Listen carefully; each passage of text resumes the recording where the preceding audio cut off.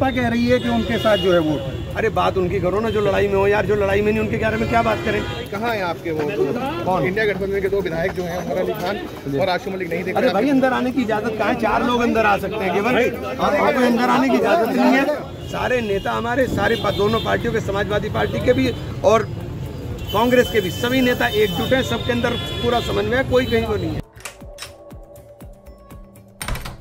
पश्चिम UP के अलग अलग जिलों में मंगलवार को कई दिग्गज नामांकन करने पहुंचे। वहीं सहारनपुर से कांग्रेस प्रत्याशी इमरान मसूद ने लोकसभा चुनाव के लिए अपना नामांकन किया। नमस्कार, मैं गगनदीप और आप सब देख रहे हैं सिटी वेब न्यूज। आपकी जानकारी के लिए बता दें कि कांग्रेस ने तीसरी बार इमरान मसूद को अपना प्रत्याशी बनाया है। इमरान मसूद पूर्व केंद्रीय मंत्री काजी रशीद मसूद के भतीजे हैं। इमरान मसूद 2007 में मुजफ्फराबाद सीट से, जो कि अब बेहेट विधानसभा कहलाती है, निर्दलीय चुनाव जीतकर विधायक बने थे। लेकिन उसके बाद इमरान चुनाव लड़े तो कई दफा, लेकिन जीत उनसे जैसे खफा हो गई। बात नगर विधानसभा चुनाव की करें, लोकसभा चुनाव की करें या फिर भाभी खदीजा को लड़ाए गए नगर निगम चुनाव की करें, इमरान को हार का ही सामना करना पड़ा। इमरान मसूद से लोकसभा चुनाव के लिए कांग्रेस ने तीसरी बार उम्मीद दिखाई है, जिसके चलते इमरान मसूद नामांकन करने के लिए अपने समर्थकों के साथ कलेक्ट्रेट पहुंचे थे। हालांकि नामांकन कक्ष में उनके साथ एडवोकेट अनवर सिद्दीकी, पूर्व जिला पंचायत अध्यक्ष चौधरी तेज सिंह और विधायक शाहनवाज खान साथ गए थे। वहीं मीडिया के साथ बातचीत में इमरान ने अपना मुकाबला सिर्फ और सिर्फ एनडीए के साथ बताया। इमरान ने कहा कि बसपा का तो चुनावी लड़ाई में कहीं नाम ही नहीं है, बल्कि संविधान की रक्षा के लिए दलित वोट भी इंडिया गठबंधन पर अपना विश्वास जता रहे हैं, इसलिए बसपा की जीत नामुमकिन है। वहीं इमरान मसूद ने अरविंद केजरीवाल का जिक्र करते हुए कहा कि लोकतंत्र का बहुत बुरा हाल हो रहा है, मुख्यमंत्री को जेल से सरकार चलाने की नौबत आ रही है, ये लोकतंत्र की हत्या है और संविधान की रक्षा ही हमारा चुनाव के लिए सबसे बड़ा मुद्दा है। वहीं मीडिया से बातचीत में इमरान मसूद और क्या बोले, देखिए।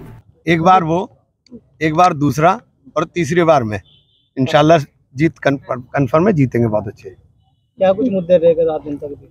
देखिए, सबसे बड़ा मुद्दा इस देश के अंदर इस वक्त संविधान को बचाने का है। इस देश के अंदर जिस प्रकार से लोकतंत्र की हत्या हो रही है, उस लोकतंत्र को बचाने का है।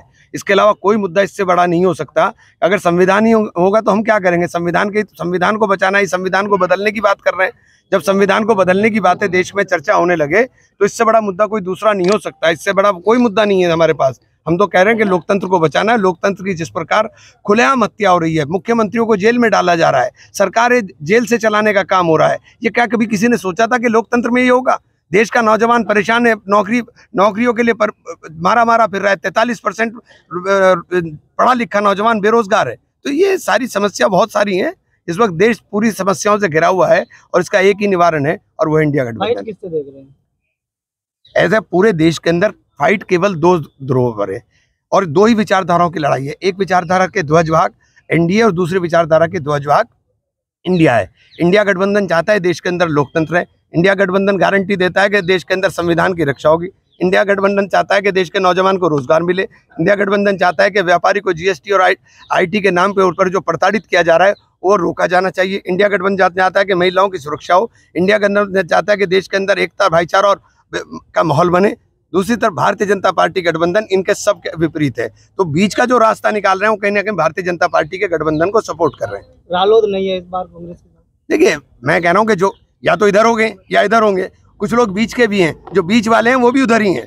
बसपा को कहाँ देखते हैं? उधर ही देखता हूँ, बिल्कुल साफ उधर ही दिखाई दे रही है। उसके अंदर कोई डाउट नहीं है, कोई 1% भी डाउट हो गई। बसपा का कहना है कि इमरान मसूद चुनाव इसलिए लड़ते हैं कि ताकि भाजपा जीत सके। हाँ